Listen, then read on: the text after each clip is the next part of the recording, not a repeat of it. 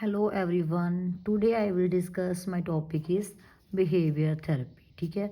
सो आज हम स्टडी करेंगे बिहेवियर थेरेपी के बारे में कि बिहेवियर थेरेपी क्या होती है। ठीक है।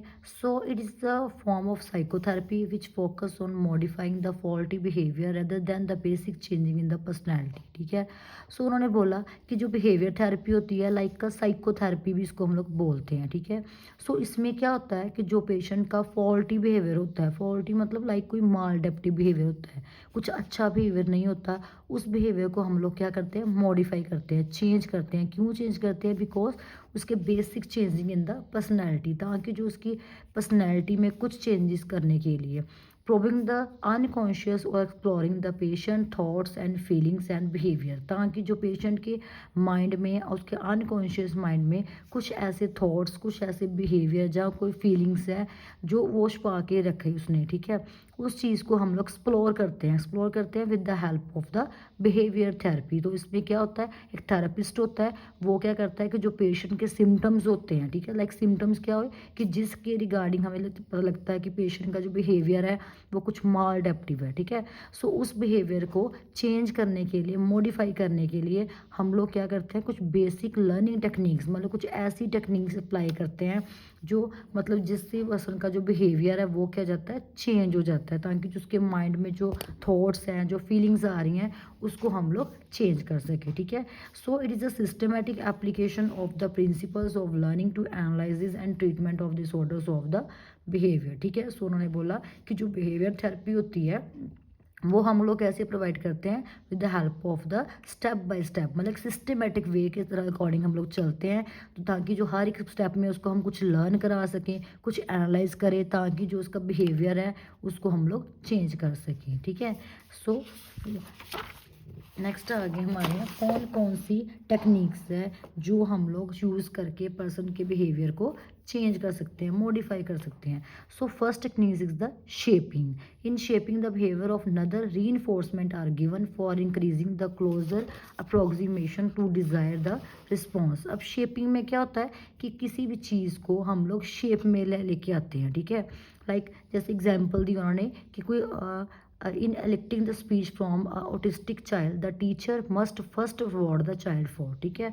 सो कहते हैं जैसे कोई मतलब कि पर्सन है, कोई चाइल्ड है, उसको ऑटिस्टिक डिसऑर्डर है, मतलब ऑटिस्टिक क्या होता है, स्पीच डिसऑर्डर है। ठीक है।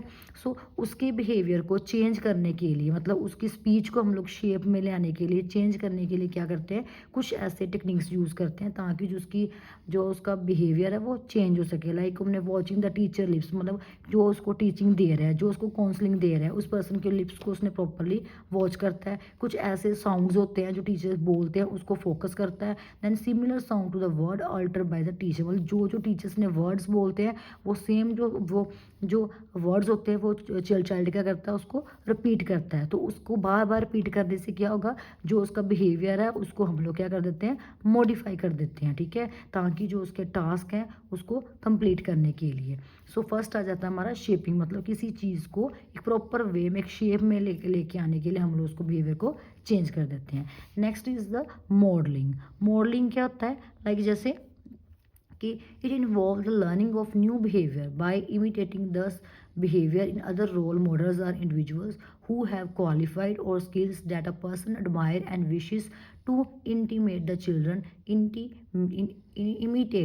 imitate the behavior pattern of the parents, children's and teachers and the friends. ठीक है।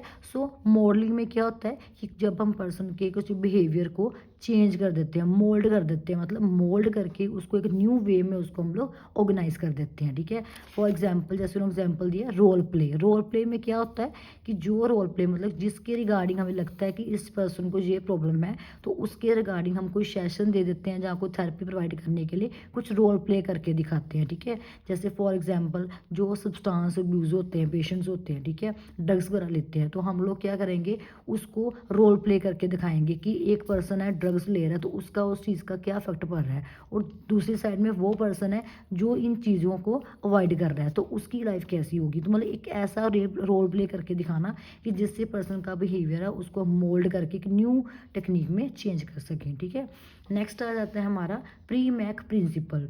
प्री मैक प्रिंसिपल में क्या होता है, ये भी एक टेक्निक होती है बिहेवियर को चेंज करने के लिए। इसमें क्या होता है, for example the 13-year-old Jenny has been neglecting her homework as she spend great time on the telephone talking to friend and apply the Premack principles. वो कहते हैं कोई 13 ईयर्स, कोई 8, कोई गर्ल है, ठीक है, वो क्या करती है कि अपने काम को निगलेक्ट कर देती है। क्यों करती है? बिकॉज वो अपना जितना टाइम है सारा वो कहाँ पे स्पेंड कर रही होती है, वो अपने मोबाइल फ़ोन में करती है, वो बात मतलब कि फ्रेंड के साथ टॉक करती है। सो हम क्या करते हैं, उसके बिहेवियर को चेंज करने के लिए हमने क्या करना है, फर्स्टली हमने होमवर्क टू डू और नॉट टू डू, सबसे पहले हमने उसको क्या करना है कि जो उसको होमवर्क मिला उसने बोला अगर करेगी, अगर नहीं करेगी then competition of the homework. पहले उसको क्या करना, स्टिमुलस देना हमने कुछ ऐसा, ठीक है। उसमें क्या होगा, उसको बोलना है कि जब तुम अपना होमवर्क ख़त्म कर ले हो तब उसके बाद तुम लोग talk to friend on homes, फिर तू अपने फ्रेंड्स के साथ बात कर सकती है। मतलब उसको एक टास्क देना, कुछ ऐसा रीइंफोर्समेंट, पॉजिटिव रीइंफोर्समेंट देना कि अगर तुम ये काम करोगे तो तुझे इसके रिगार्डिंग हम लोग ये चीज़ प्रोवाइड करेंगे, ठीक है। सो उसको बोलते हैं हम लोग प्री मैक प्रिंसिपल्स। नेक्स्ट आ जाता है हमारा एक्सटेंशन। एक्सटेंशन में क्या होता है, it is a gradual decrease the frequency और disappearance of response when the positive reinforcement is withheld, ठीक है। सो इसमें क्या होता है कि हम लोग क्या करते हैं, अगर पर्सन कोई अच्छा बिहेवियर नहीं कर रहा हमारे साथ, मतलब ठीक है, सो हम उसको क्या करते हैं कि उसको एक्सटेंशन करते हैं, मतलब कि लीव कर देते हैं। मतलब जहाँ पे बच्चा वो रूम में होता है तो उसको वहाँ से हम लोग बाहर निकाल देते हैं। लाइक जैसे कोई गेम होगी जहाँ कोई रूम होगा, ठीक है, जैसे हम बोला कि tantrum continue as long as parent give attention but them decrease and often disappear when the parents simply leave the child in the room. कहते कोई बच्चा है, चाइल्ड है, वो अपने पेरेंट्स के साथ रूम में बैठा है, तो वहाँ पे वो क्या कर रहा है कि टेंट्रम मतलब गुस्सा कर रहा है, समथिंग कोई ऐसा, और मतलब कि रो के दिखा रहा है, जब जैसे कुछ चीज़ की जिद कर रहा है, तो वो उसके रिगार्डिंग पेरेंट्स का कैसा बिहेवियर होता है, अगर वो ऐसी जिद करता है तो उसको रूम में से क्या करते हैं, बाहर निकाल देते हैं, ताकि वो नेक्स्ट टाइम इस चीज़ को रिपीट ना करे। एक्सटेंशन होता है किसी चीज़ को किस चीज़ में निकाल देना, ताकि उसका बिहेवियर चेंज हो सके। नेक्स्ट आ जाकर हमारा बिहेवियर मॉडिफिकेशन। अब बिहेवियर मॉडिफिकेशन में क्या होता है, it is also called the simple extension learn behaviour pattern become a waste और disappear if it is not reinforcement to eliminate the maladaptive behaviour all has to remove the reinforcement. मतलब इसमें उन्होंने क्या बोला है कि जैसे for example the Rahul Rishu 11 years old why he is told that he study 1 hour regularly on his own class and he would be allowed to buy a cricket set on his own choice, ठीक है। मतलब उसके behaviour को, उसके माल adaptive behaviour को change करने के लिए हम उसे कोई रीइंफोर्समेंट दे रहे होते हैं, मतलब चेंज कर रहे हैं रीइंफोर्समेंट, उसको कुछ ऐसा देना कि जिससे उसका जो इंटरेस्ट बने। वो स्टूडेंट है, बॉय है, वो क्या करता है, वो अपने स्टडी को रेगुलर 1 आवर्स में स्टडी कंप्लीट करता है। क्यों करता है, ताकि बाद में उसको जो क्रिकेट सेट जो है ऑन चॉइस मतलब चूज़ कर सकता है उस चीज़ को, ठीक है। सो वो क्या होता है, बिहेवियर हमारा मॉडिफिकेशन हो जाता है।